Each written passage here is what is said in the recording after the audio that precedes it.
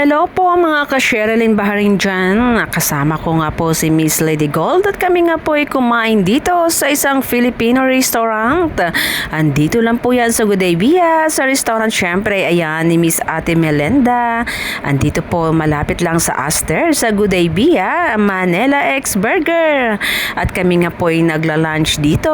Ang oras po dito ngayon ay 2 o'clock na ng hapon. At dahil sa gutom na din at ito nga po ang kanilang menu sa ngayong araw at hindi pa nga tapos dahil nagluluto pa sila ng ibang ulam. Sa mga mahihilig sa gulay dyan, ayan, meron din silang chop suey yata yan. Ang gusto ko po talaga dito ay ang kanilang adobong pusit. Ayan po ay aking paborito. At syempre dahil wala dito, nagluto talaga si Ate Melinda dyan ng adobong pusit dahil alam niyang darating kami ni Miss Lady Gold. Kaptin po ang kanilang paksiw na every bangos. Friday nga po ang kanilang buffet dito. 2.5 po per head. 400 pesos naman kapag nasa Pilipinas. Kaya sulit na sulit din dahil unli po ito. At after nga naming mag-lunch ay pumunta na kami dito sa isang mall. Ito po ay City Center. At ayan na nga si Miss Lady Gold naglalakad. Wala lang, magpalamig-lamig lang kami dito. Syempre, mag-coffee-coffee lang. Dahil nga sa araw ng day off at nakita ko nga dyan ang aking pamangkin habang naka-duty. At niyaya nga namin ni Miss Lady Gold na bumaba muna at mag-coffee-coffee. Buti naman at pumayag ang kanyang manager. Madisturbo muna saglit sa trabaho. Gusto ko nga po palang magpasalamat sa inyong lahat. Thank you so much po. Maraming salamat po sa pag-subscribe sa aking YouTube channel, ang Cheryl in Bahrain.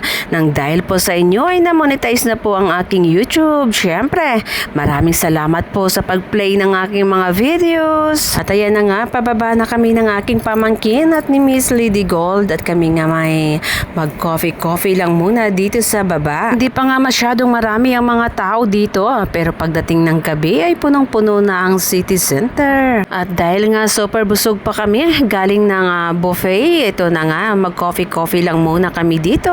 Andito lang yan sa EL&N London. Napakaganda talaga ng view dito. Ang sarap umupo at mag-picture-picture. Syempre, hindi rin kami nagpahuli dyan.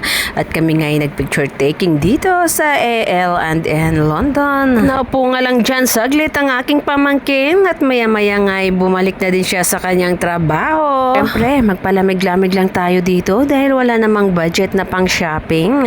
Kaya hanggang tingin na lang, hanggang nood na lang tayo. Pa-window shopping na lang dahil walang budget. Ang kagandahan po dito sa Bahrain, kahit malayo po ang iyong area, ay pwede ka pong sumakay ng bus at kung gusto mo po magpalamig-lamig dito sa loob ng mall, ay pwedeng-pwede po, may babaan po dito ng bus. Nasa 300 fils lang po ang pamasahe. 48 pesos naman pag nasa Pilipinas. Ganyan nga lang kami ni Miss Lady Gold. Syempre, tawanan lang. Hindi po pwede sa amin ang stress. Kami nga ay nagutom dyan sa kakatawa. Syempre, dahil sa aming topic, pinag-usapan namin ang aming buhay at hindi ang buhay ng iba. Kita nyo naman kung gaano kabigat ang ginto ni Miss Lady Gold. Si Miss Lady Gold po ay nag-iisang reyna ng mga ginto dito sa Bahrain. Siya po ay may license sa online gold seller dito sa Bahrain. At syempre, meron din siyang mga restaurant. Isa po siya sa mga naging successful na OFW dito sa bansang Bahrain. At after nga namin dito, ay umakyat na din kami para makipagkita dahil dumating na din ang mga magagandang mommy dito sa Bahrain. Napakasimple po ng tatlong magagandang dilag na to. Pero bonggang-bongga po ang mga ito. Di nyo po sila makitaan ng yabang kahit yung tatlong mommies na to na mga successful na sa buhay. Siyempre, todo pusing-pusing muna kami din dyan para naman may remembrance at hindi na nga kami nag-coffee dyan dahil nakainom na kami doon sa baba. Hello guys! Ayan, bago na naman ang aking bag. Hindi ko po alam na ibibigay pala ito sa akin.